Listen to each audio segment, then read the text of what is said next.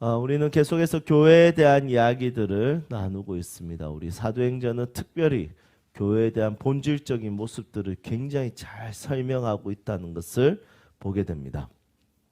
우리 초대교회에 대해서 살펴볼 때 우리가 사실은 초대교회는 문제가 없는 교회라고 인식할 수도 있습니다.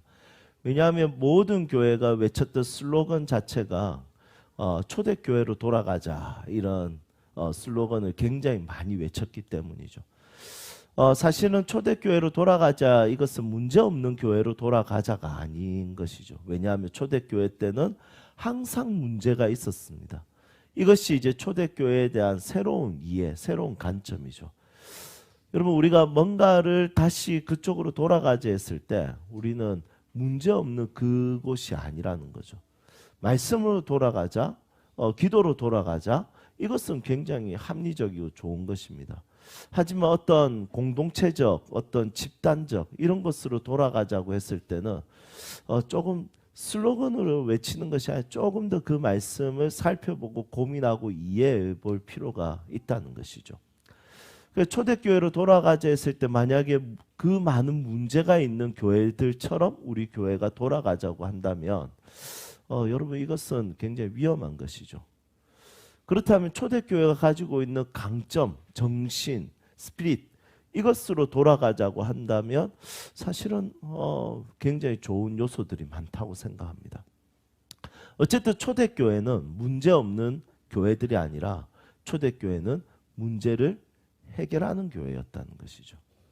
그래서 저는 이것이 초대교회로 돌아가야 되는 이유 중에 하나라는 겁니다. 문제는 언제든지 일어날 수 있습니다. 갈등도 언제든지 일어날 수 있습니다. 한번 이야기한 적이 있었지만 갈등이라는 말 자체는 갈나무와 등나무의 싸움에서 일어나죠. 한 곳에서 자라서 갈나무와 등나무가 계속 싸우면서 자랍니다. 하나가 죽을 때까지 이 갈등, 갈나무와 등나무는 계속 싸우는 거죠. 결국 하나가 죽어야지 하나가 살아남습니다. 이것이 바로 갈등이라는 단어가 나온 기원입니다. 그러면 이 세상에서도 갈등은 언제든지 어떻게든지 무엇이든지 어떤 상황이든지 있다는 것입니다. 문제도 마찬가지죠. 사람이 사는 그곳은 사람이 문제를 일으키는 근원이기 때문에 죄인이기 때문에 사람이 있는 곳은 항상 갈등과 문제가 일어날 수 있다는 것을 기억해야 됩니다. 그래서 초대교회로 돌아가자는 것은 문제가 없는 교회처럼 돌아가자가 아니라 문제를 해결하는 교회로 돌아가자. 이것이 굉장히 더 합리적이고 성경적인 방식이라는 겁니다. 사도행전 교회의 파워는 대단했습니다. 말씀과 기도와 교제와 나눔의 파워가 있었습니다. 말씀 한번 전하면 모든 사람들이 감동을 받고 복음을 예수님을 받아들였습니다. 기도하며 하늘이 열렸습니다. 응답이 되었습니다. 그리고 교제할 때는 굉장히 뜨겁게 서로 사랑하면서 매일 모여서 식사하고 식탁 공동체를 했습니다. 나눔은 그냥 대충 나눔한 게 아닙니다. 자신의 재산을 팔아서 나눔에 동참했습니다. 굉장한 파워죠. 이런 요소들은 우리 교회가 꼭 돌아가야 되는 요소라는 겁니다. 하지만 이런 초대교회 때도 문제가 있었습니다. 그 문제는 두 가지 문제가 있었는데 첫 번째는 외부에서 들어오는 문제가 있었고 두 번째는 내부에 있는 문제가 있었던 것이죠. 이 사도행전 6장 앞쪽에 보면 이 문제가 어디로서 들어왔냐면 외부에서 들어왔습니다. 그것은 바로 핍박이었습니다.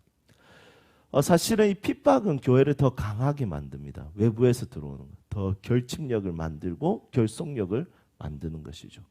그래서 외부에서 오는 핍박은 이 교회를 더 뜨겁게 만들고 더 허다한 무리들이 더 예수 그리스도를 믿을 수 있는 이유와 동기가 됩니다.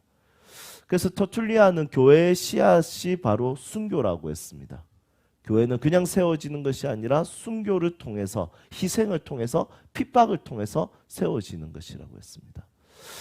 여러분 우리 세움교회도 주변에서 이렇게 핍박이 들어올 수도 있을 것 같습니다. 요 상가라든지 이런 데 보면.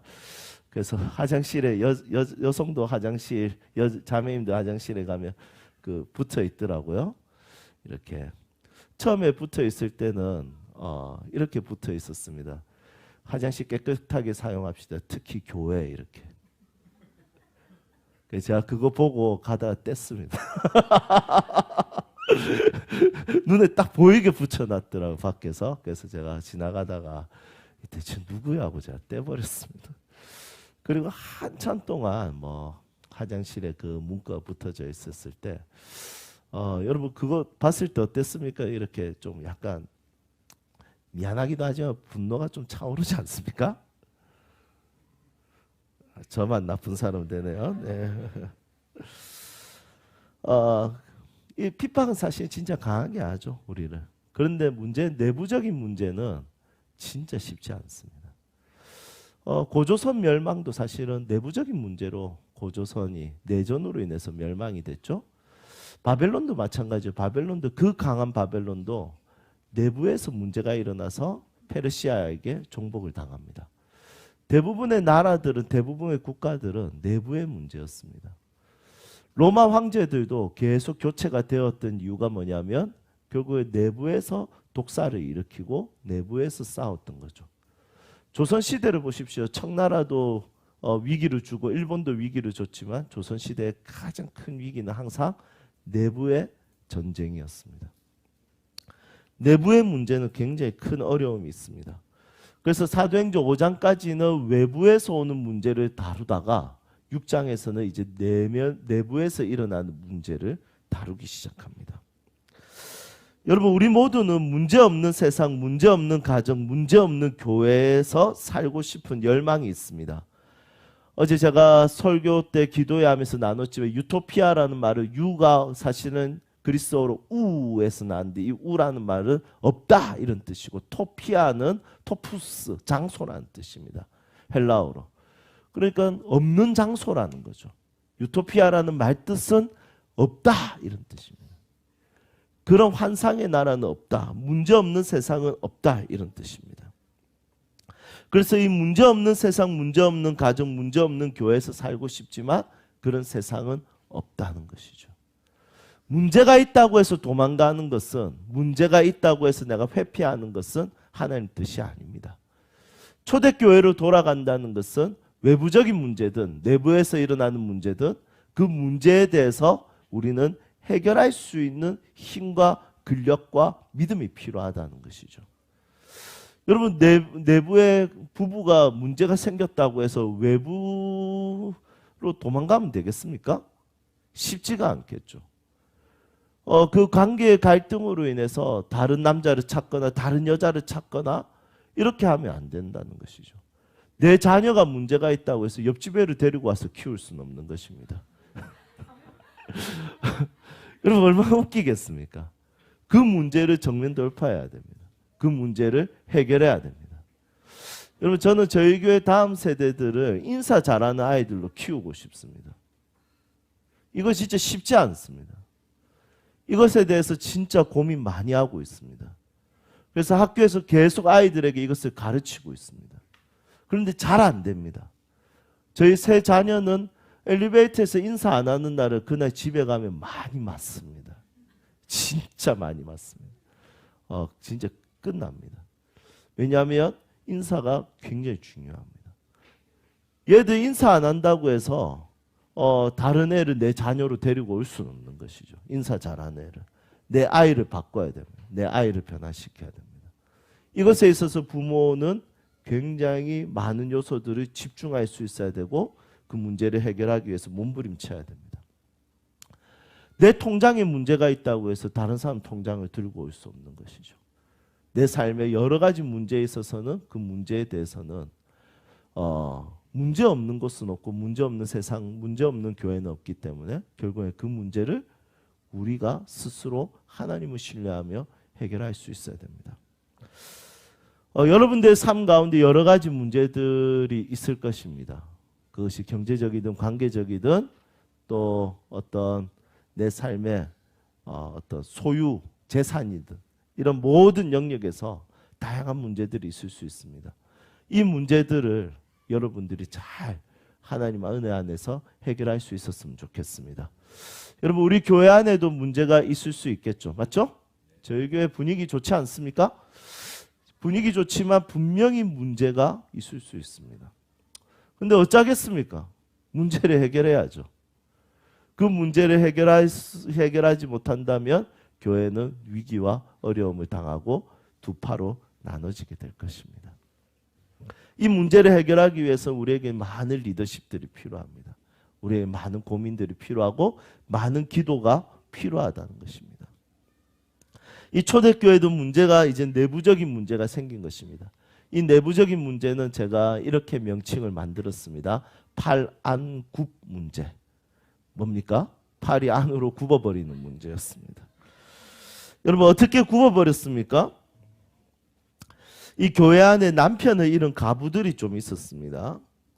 이 당시에 여성들에게 직업이 잘 주어지지 않았기 때문에 그 당시에 남편이 없는 가부는 생계를 유지하기가 어렵고 목숨을 유지하기가 어려웠습니다.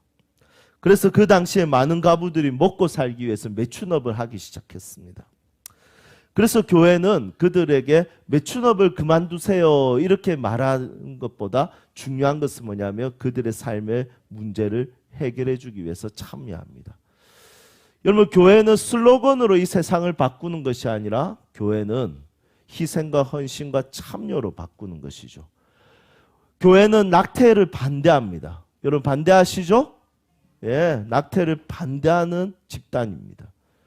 그러면 낙태를 반대하려면 교회는 그 아이들이 잘 자랄 수 있도록 태어나서 잘 자랄 수 있도록 교회는 안전망을 만드는 것에 함께 참여하고 동참할 수 있어야 됩니다. 교회는 동성애를 반대합니다. 여러분 반대하시죠? 예, 동성애를 반대하는 대신에 그들을 위한 안전망을 만들어야 됩니다. 그들의 에이즈를 치료할 수 있도록 우리가 함께 참여하고 동참할 수 있어야 됩니다. 교회는 과부들에 있어서 교회는 신경을 써야 됩니다. 왜냐하면 오늘 이 말씀처럼 과부들은 경제적인 자립성이 없기 때문에 교회가 이것에 대해서 문제를 해결할 수 있어야 됩니다. 여러분 교회는 희망 고문을 하는 곳이 아닙니다. 잘할 수 있습니다. 힘낼 수 있습니다. 믿음으로 이겨내십시오. 희망 고문하는 것이 아니라 교회는 실질적인 문제에 있어서 참여하는 곳입니다. 이 과부들은 사실은 소수지 않겠습니까? 이 집단에서 소수지만 이 모든 에너지는 흐름이 있습니다. 그 에너지의 흐름이 어떠냐면 물하고 똑같습니다. 이 에너지는 물이라는 것은 위에서 아래로 흐르듯이 에너지도 어떤 흐름이 있다는 것이죠. 저는 교회도 이 에너지의 흐름이 물처럼 돼야 된다 생각합니다.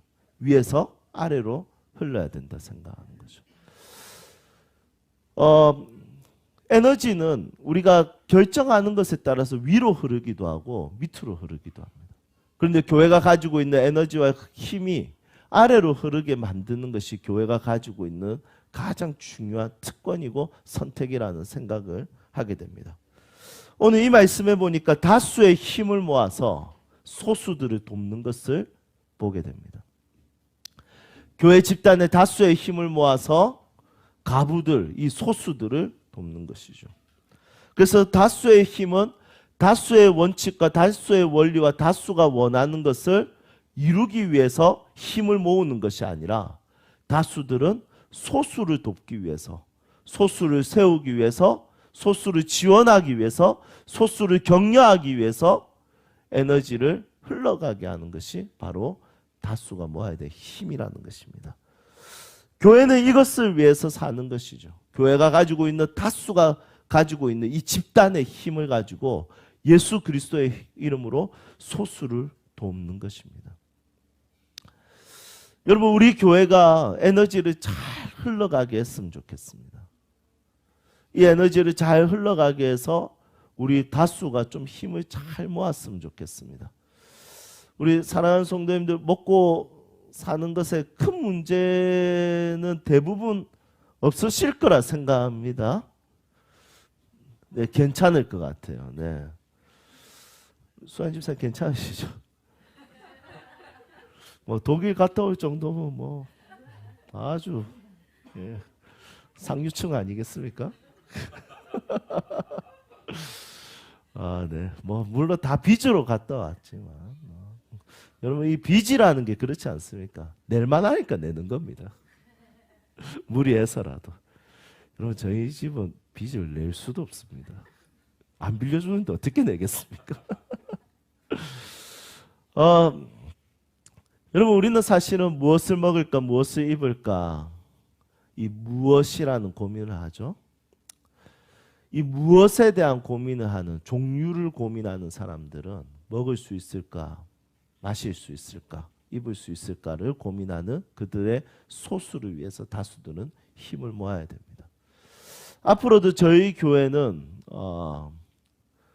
소수들을 잘 섬길 수 있는 교회가 되기를 소망합니다. 다수결의 원칙은 다수가 소수보다 중요하게 여기는 것, 다수의 의견도 중요하고 다수가 가지고 있는 그 직결력이 중요하다는 것을 우리는 어렸을 때부터 배웠습니다. 실제로 나 하나보다 우리 모두가 똑똑하고 힘도 있기 때문에 그 다수가 지지하는 그 일들에 대해서 사람들은 소수보다 더 중요하게 여깁니다. 하지만 교회는 달라야 합니다. 교회는 다수가 모은 힘으로 소수를 도와야 되고 초대교회가 소수의 가부들을 위해서 다수의 경제적인 힘을 모았듯이 다수의 힘을 가지고 소수의 약자들을 위해 사용하는 것이 하나님 나라의 원리라는 것을 기억해야 됩니다. 그냥 대충 모으지 않았던 것 같습니다. 1절에 보십시오. 어느 정도 모았습니까? 힘을? 진짜 진하게 모았습니다. 어느 단어를 보면 그런 것을 알 수 있습니까? 맞습니다. 매일의 구제 이렇게 이야기합니다. 영어 성경에 보면 데일리라고 되어 있습니다. 그들의 일상을 위한 구제였습니다. 그냥 잠시 이벤트처럼 이렇게 도왔던 것이 아니라 그들의 일상을 위한 매일을 위한 구제를 했던 것이죠. 여러분 소수라도 매일을 위해서 그들을 돕는 것은 쉬운 일이 절대로 아닙니다. 한 100명이면 한 사람의 매일을 도울 수 있을까요? 한 200명이면 그들의 매일을 도울 수 있을까요? 이벤트적으로 어느 정도는 괜찮지만 초대교회는 보니까 매일을 도왔다는 것이죠. 그 매일 돕는 것이 사실은 쉽지 않으니까 어떻게 되냐면 이렇게 차별을 두게 됩니다. 그 차별이 뭡니까? 팔안굽입니다. 여기에 가부에는 두 집단이 있었습니다. 첫 번째 집단은 헬라어를 사용하는 그리스어를 사용하는 이미 로마 문화 우리 유대인 이 팔레스틴 예루살렘 지역에 있었던 것이 아니라 다른 나라에 있었던 디아스포라들이 들어와서 하나님을 섬겼던 유대인 그리스도인들이 있었고요. 그리고 두 번째는 히브리어를 사용하는 그리스도인들이 있었습니다. 이 히브리어를 사용하는 사람들은 그 안에서 살았던 사람들입니다. 팔레스틴 지역에서. 그러니까 팔이 안으로 굽게 되죠. 그들의 매일을 돕는 것은 너무 힘이 드니까 그들의 매일을 돕기 위해서 헬라파 그리스도인들은 돕지 않고 히브리파 그리스도인들 그 지역에서 어렸을 때부터 살고 어렸을 때부터 그 문화를 이해하고 내 옆집에 사는 그 사람들을 돕게 되고 밖에서 유입된 그 과부들은 돕지 않았습니다. 여러분 저는 이 부분에 있어서 충분히 이해가 됩니다. 왜냐하면 쉬운 일이 아니기 때문에 그들의 매일을 돕는다는 것은. 그래서 그들이 세운 전략은 우선 팔이 안쪽으로 굽은 전략이죠. 이것이 이제 문제가 생긴 것입니다. 이 문제를 해결하기 위해서 사도들은 뭐라고 하냐면 구조를 만듭니다. 그 구조를 만드는 방법은 뭘까요? 결국에는 그곳에 사람을 세우는 겁니다. 담당자를. 여러분 이것은 매우 중요하다는 생각을 합니다. 구조를 만든다는 거, 행정을 만든다는 거, 어떤 한 부서를 만든다는 것은 그냥 만들어지는 것이 아니라 그것을 책임지고 맡을 수 있는 사람을 세우는 것입니다. 교회의 문제 해결은 사람이 세워지는 것이죠. 사람이 세워져서 그 문제를 해결하게 만드는 하나의 부서를 만드는 겁니다. 제가 마을 모임 컨퍼런스 때 제가 강의했던 내용 혹시 기억하십니까? 주제를?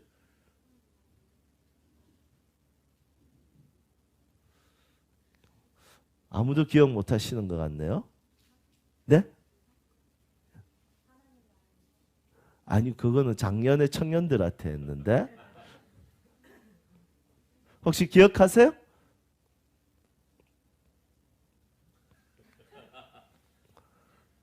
예. 작은 교회 개척에 대한 이야기 했잖아요.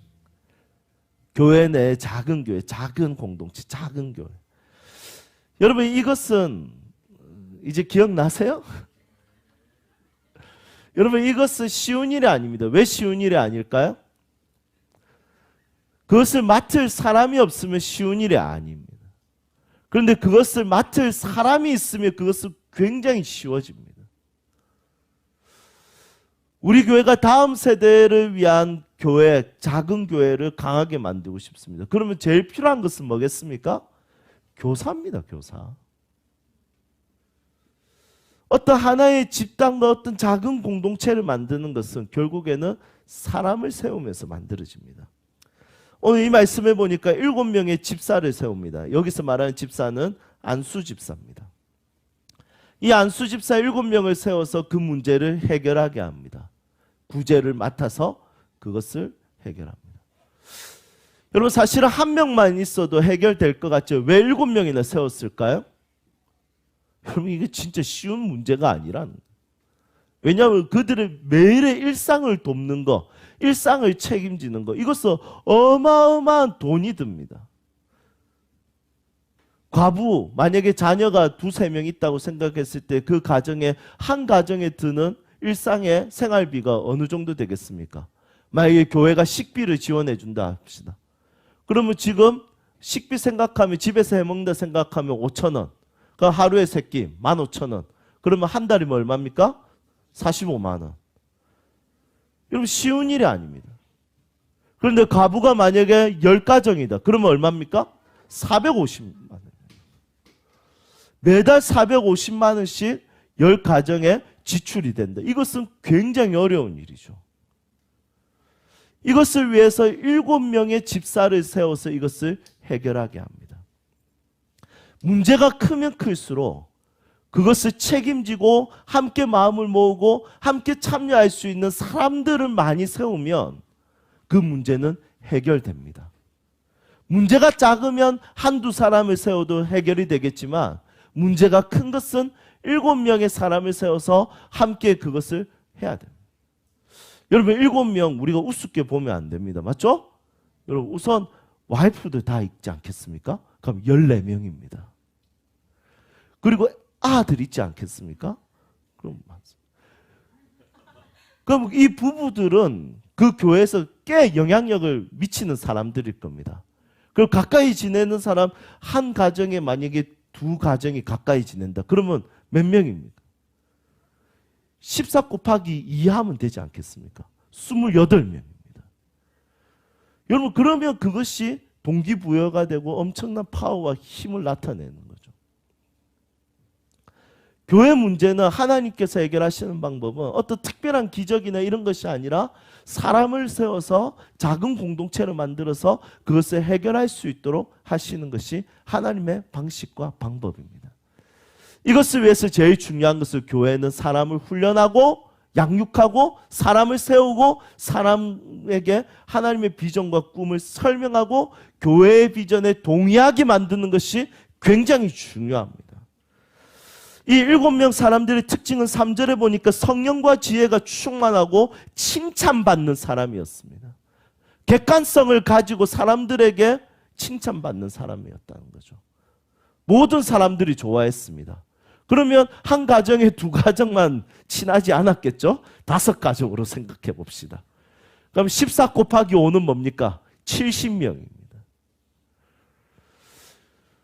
한 가정으로 인해서 한 사람을 세웠는데 70명을 일으킬 수 있는 거죠.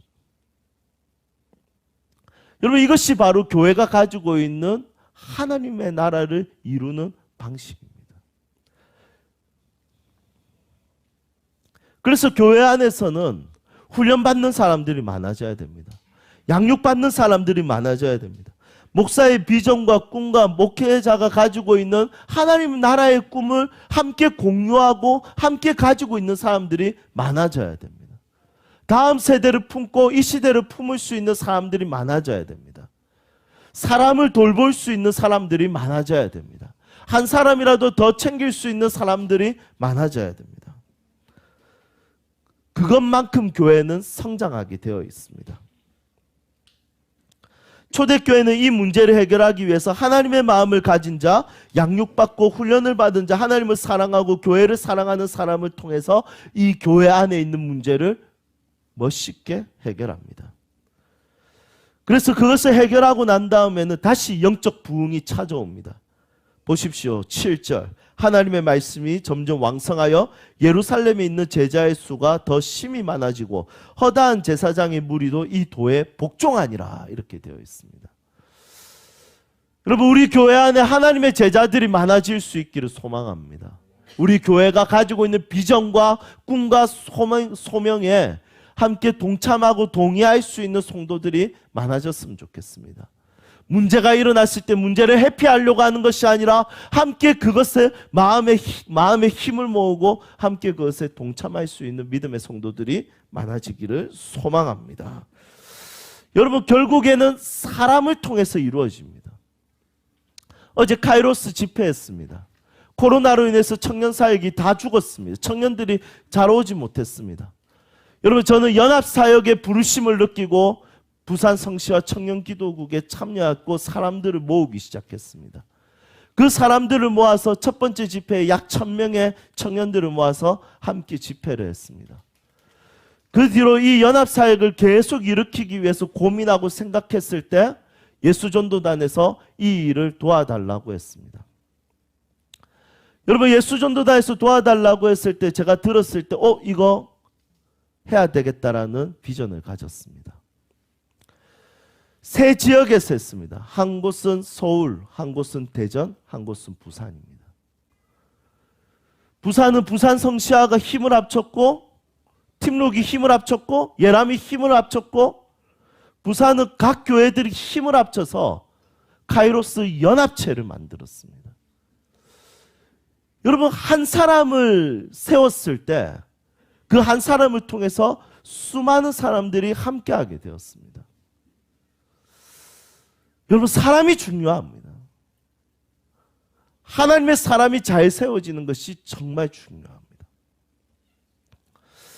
우리 세움교회가 빨리 성장할 필요는 없습니다. 하지만 한 사람이라도 제대로 훈련받고 양육받고 한 사람이라도 제대로 하나님의 사람으로 세워져서 그 사람들로 통해서 사람들이 세워지는 것을, 작은 공동체가 힘이 있어지는 것을 보기를 원합니다. 그래서 오늘 오후에 리더십 수업에 꼭 참여하시기를 바랍니다. 여러분들이 잘 세워졌으면 좋겠습니다. 진짜 성경대로, 진짜 교회를 사랑하는 사람으로 정말 잘 세워져서 하나님의 교회를 아름답게 만들고 이 세상 가운데 믿음으로 돈에 흔들리지 않고 사람에게 흔들리지 않고 믿음으로 부르신 뜻을 향해서 달려갔으면 좋겠습니다. 사람이 중요합니다. 사람이 세워져야 됩니다. 훈련받은 그리스도인이 필요합니다. 하나님의 꿈과 비전과 말씀의 생명거는 하나님의 사람들이 세워져야 됩니다. 그들로 인하여 교회는 건강해집니다.